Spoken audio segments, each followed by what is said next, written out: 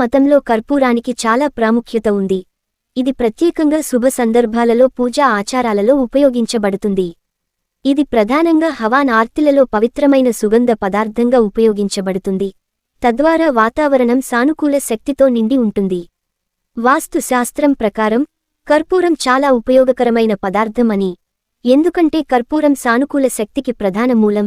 ఇది ప్రతికూల శక్తిని తొలగిస్తుంది, ఆర్థిక ఇబ్బందుల నుండి ఉపశమనం కలిగిస్తుంది. పర్సులో కర్పూరం ఉంచండి. జ్యోతిష్యం ప్రకారం ఉదయం స్నానం చేసిన తర్వాత మీరు మీ కుడి జేబులో తెల్ల రుమాలు లోపల లేదా పర్సులో 2 కర్పూరాన్ని ఉంచుకుంటే మీలో సానుకూల శక్తి వస్తుంది. లక్ష్మీదేవి పరిశుభ్రమైన ప్రదేశంలో నివసిస్తుంది, అందువల్ల సంపద ఆర్థిక పురోగతిని అందిస్తుంది. శాంతిని పొందడం. మీరు తరచుగా ఒత్తిడికి గురవుతుంటే మీ జేబులో కర్పూరాన్ని ఉంచుకోండి. ఇది సానుకూల శక్తిని తెస్తుంది. మనస్సు ప్రశాంతంగా, సంతోషంగా ఉంటుంది. ఇది ప్రతికూల ఆలోచనలను నివారిస్తుంది.